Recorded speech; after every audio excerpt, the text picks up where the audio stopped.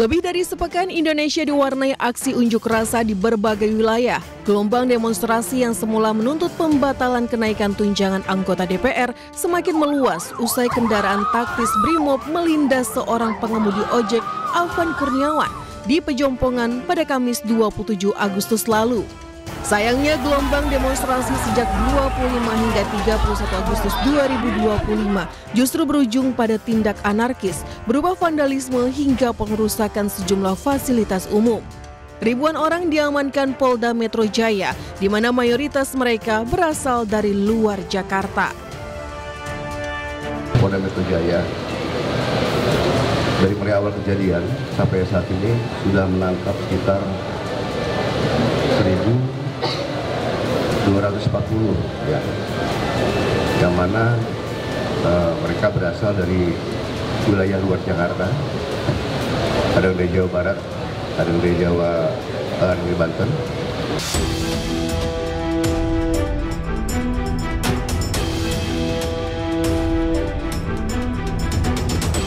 Kami update sampai dengan hari ini, dalam 4 TKP tadi setidaknya ada 43 tersangka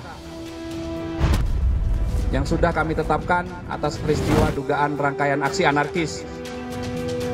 42 diantaranya adalah dewasa dan 1 adalah anak-anak.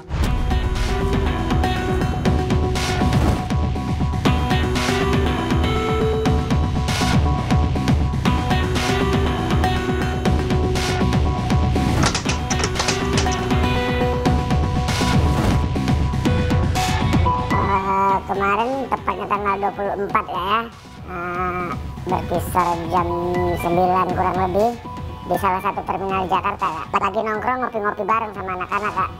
Tiba-tiba nama terminal kan ramen ya. Tiba-tiba ada seseorang datang bapak-bapak, tapi belum terlalu tua sih. Ditanya kerja apaan ya.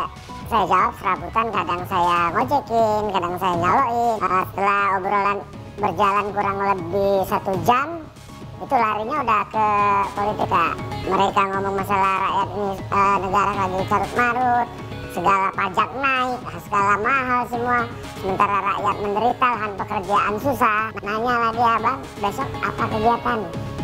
Kalau abang nggak ada kesibukan, abang mau ikut saya besok? Kemana Bang? Kita demo. Jadi pas besok dibilangnya kita demo, saya jawab oke, tapi di mana dan apa tugas saya? Setelah saya bertanya begitu, besok kalian ketemu sama saya di Senin. Tugasmu ya berbaur sama massa. Ya ada mahasiswa, pokoknya berbaur, nanti ketemu sama saya di Senin. Di depan bioskop lama, jam 10 pagi. Pertama nggak kenal sih Kak. Dia mengakunya seorang mahasiswa, cuman kalau menurut saya bukan sih mahasiswa Kak, cuman udah agak bahaya kan. Tapi pengakuannya mahasiswa, obrolan dia tuh memang kayaknya orang-orang yang berpendidikan juga sih Kak. Obrolan dia berkelas ya kan. Yang dijanjikan dia ini kan, kami ini kerja serabutan nih kayak upah kami kan nggak menentu. Dalam artian kadang dapat 50.000, kadang 100. Sementara dari dia kita dapat pekerjaan yang bergabung aja sama massa ini 200.000 dibayar.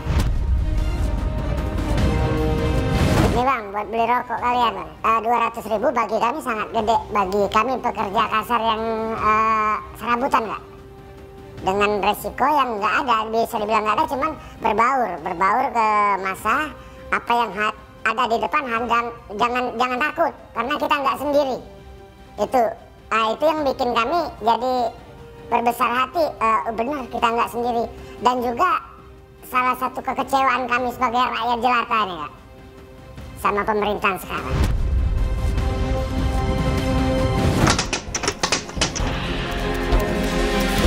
Begitu kita nyampe ke lokasi ya, ke Senen di depan bioskop lama, itu kita langsung dikasih tanda pengenal, ikat kepala yang nggak perlu saya sebutkan, ada corak khusus, dikasih minuman, instruksinya bergabung sama massa. Itu udah banyak Kak yang corak yang kami pakai itu udah banyak. Nah itu kami diarahkan berdemo, apapun yang menghadang nanti lawan saja, kita tidak sendiri, kalian ada kami.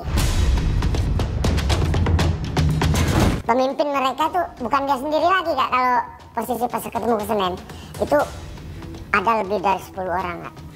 Kalau jaminan dari abang-abang itu yang pasti pertama kami nggak sendiri, yang kedua kalau memang kita naas, namanya tanggal naas, kita nggak tahu Kak ya, mereka siap mengurus kita Kak. Dalam artian mengurus gini loh Pak, umpama kita ketangkep nih Bang ya, kita bakal diurus sampai kita keluar. Senjata kita nggak bawa senjata khusus, kita menggunakan senjata dalam artian alat yang ada di lokasi berbentuk batu, kayu, itulah senjata. Kalau pengerusakan kita, kalau saya pribadi nggak langsung Bang ya, cuman kalau anggota kita memang banyak yang pembakaran itu Bang. Kalau saya lempar-lempar itu, lempar batu, lempar kayu itu udah nggak tahu lagi saya lempar itu udah berapa kali Bang. Yang jelas arahnya ke anggota.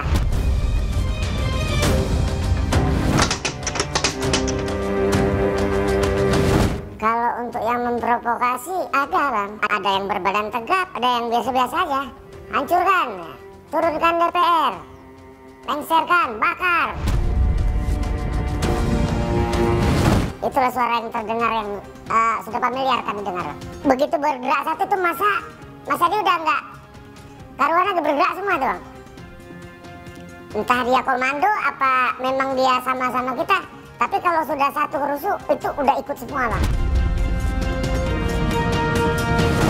Kita nggak tahu siapa yang teriak, siapa yang ngokal, tapi secara spontan seluruh bergerak Bang. Nggak ada yang lari Bang. Kalau memang posisi tempat mundur nanti maju lagi. Nggak ada yang sampai lari, kalau apa nggak ada Bang. Kalau waktu di lokasi banyak Bang kelompok-kelompok lain yang menggunakan kode-kode tertentu Bang ya. Ada yang pakai di tangan dengan warna yang berbeda, ada yang di kepala.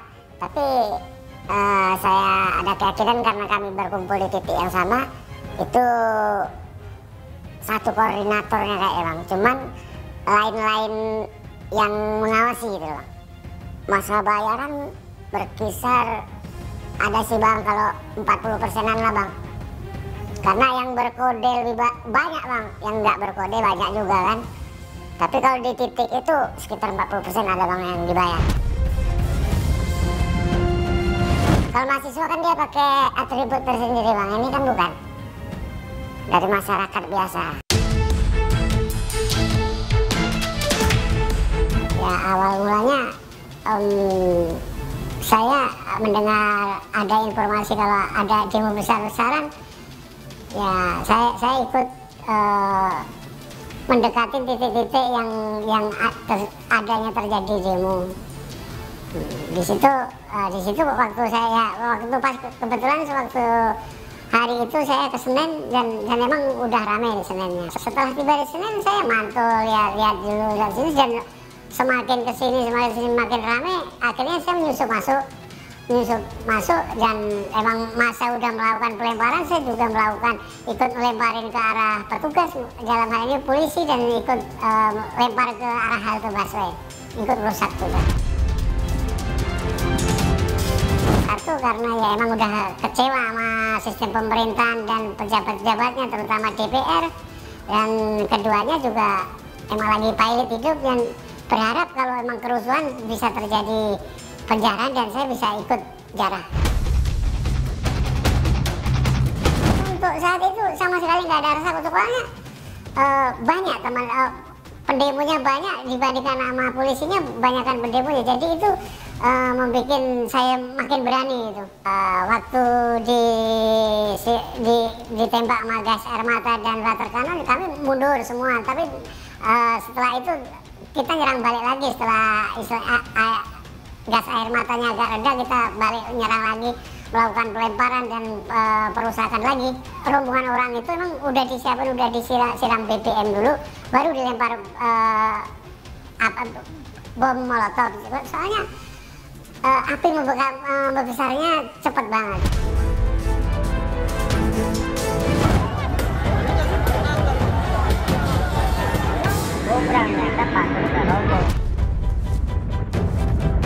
Lihat tempatnya keluar rumah tuh udah penuh.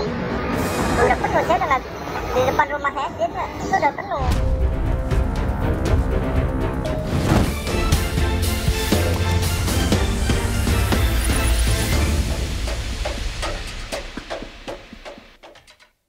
Tahu nggak regenerasi